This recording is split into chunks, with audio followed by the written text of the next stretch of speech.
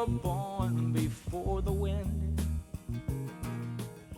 Namaste. Hi, welcome to the Shaman and the Mermaid, and this is our Karma Yoga Center update and astrological forecast for May 1st through the 31st. Happy Beltane. Happy Beltane and May Day today. We're going to give you a quick rundown of the astrological updates and a little talk about what it all means. It all means. Kicks off with the May 1st full moon right on Beltane. It's also Vesak, Buddha's birthday. And what do you got on this time? Well, the full moon in Scorpio is an invitation for initiation, or that's what Michael says it is. And I believe that's a nice way to put it, but it's also a potential for some stingy energy, as the Scorpion moon can sometimes bring about some intense emotions. There you go. We have Pluto going retrograde for almost 5 months, so throughout the whole spring, summer, and into early fall. And Pluto is in the sign of Aquarius, the age of Aquarius, the new age that we're in. We think this report relates to that. Anything on Pluto retrograde? Well, it's just interesting that it is in retrograde for almost half of a year every year. And so it takes its slow time. And remember, Pluto is our soul self. And it's going through this evolutionary sign of Aquarius, revolutionary sign, revelations, all the big like awakenings and aha moments. And Pluto's going to go real slow through that. And as over the tracks it just did. So everything you've just kind of zoomed through on a soul level, we're going to go back over and look at that one more time. And then, of course, it will go direct again. So then you're going to have it going forward over those same tracks one more time, too. So I think there's a lot of research going on what needs to wake up on a soul level. Yes, this is a very lightning time, and let's talk about how this might relate to the lightning. One, the sun will go into Gemini on May 20th. Gemini is the home of Mercury, and Mercury will also enter his home sign on May 14th.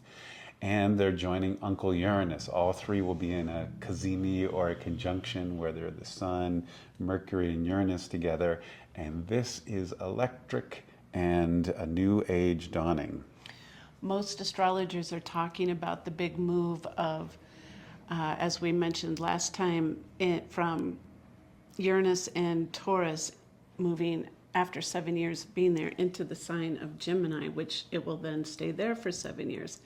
This is a big energetic shift, and Uranus is very comfortable in the sign of Gemini. It's a familiar energy. They both have that curiosity. They both like to shake things up. They like to wake things up, and then throw in the sun and Mercury, who's home there. All kinds of information, downloads could be coming through. It can feel like time is morphing and speeding and going rapidly. And it could feel a little intense and chaotic and stormy weather, all kinds of potential for the chaos to feel like it's just swirling and swirling and swirling. But that's really just an opportunity for things to get shook up and, disconnected from their strong grips into the old ways that they've been clinging to. So this energy kind of is loosening things up. So kaboom, some new energy can come through. So our focus on this report is stay in the eye of the storm. Stay in your center as best you can. You've been working for this time, this age of Aquarius that's coming in. Remember, Uranus is home in the sign of Aquarius, and it is in a trine to Pluto, which is in Aquarius. So there's this harmonic convergence, if you will, between all of that. What do you feel that means? Well, this is a very powerful trine. It's several years of energy. We're in the height of it now, but it started a little bit ago. It will continue through all of 26 and into 27, and even harmonize into maybe early 28. And this is supporting Pluto as an energy, as the soul, transformation, evolution. It's in the sign of Aquarius, the change, the revolution, the awakening, and it's being supported. So now I feel, as Katrina was saying, that these electric radical shifts in chaos will suddenly start to feel like they have purpose and meaning. It doesn't necessarily mean it's easy, but if you stay in the heart center, it seems like there's a flow, there's a direction, there's a purpose to this, and there can even be a joy. And so I think now we're locking into a time where it's like the action, the movement, the time is becoming purposeful, and we're seeing the sprouts or the change come, though there will still be chaos and explosion. But when we see those things, we understand why. So stay to the center. You've got to be in center in order to be able to move with all the changes that are coming. And change is inevitable. We know that, but it's going to be extra strong right now. So just kind of buckle in and get ready to go. And don't be scared. Fear is one of the things that haunts these kind of energies. We need to be excited, inspired, and take, as Michael was saying about this time, to take initiation into the next journey of our soul self. There's a couple other big energies.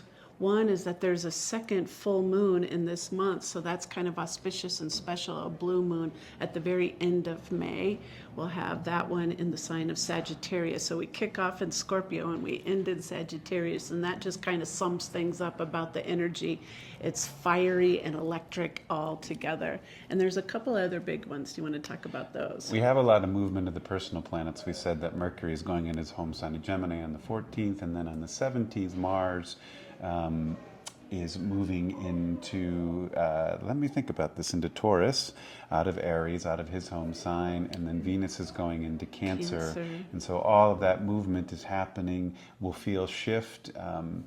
Venus in Cancer is watery and getting back into nurturing. Soft yin. The goddess. And Mars in Taurus is an opportunity to get to work and get things done. Mars actually enjoys being in Taurus. It's a sign where he can be productive and use his hands and use his energy in a good way.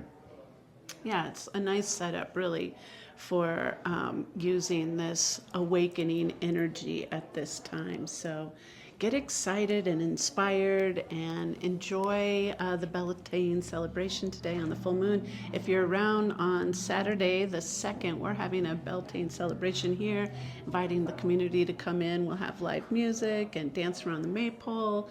We have tarot readings and pizza from Joy Hill Pizza and kombucha from Kin's Bucha, and we'll have crowns to make, our Mayday Queen crowns. So just remember, Mayday is not for hitting the panic button.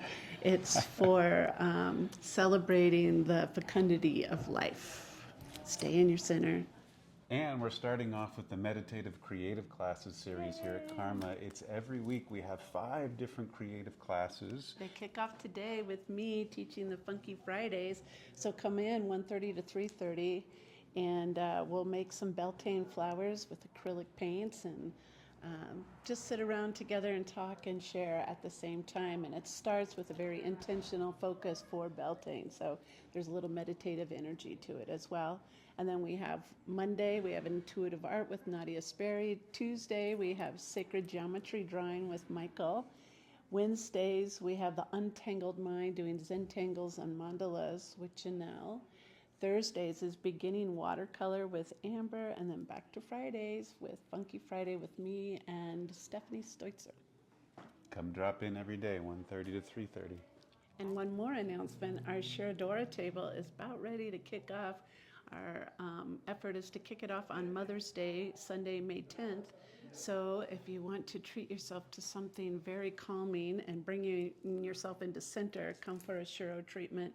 It's a slow oil drip to the third eye center. You get your hands and feet massaged, your scalp, your face.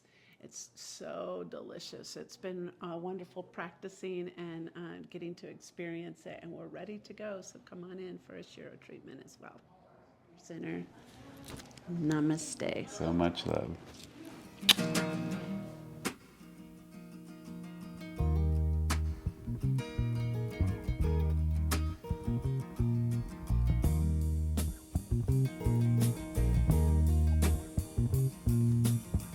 We were born before the wind,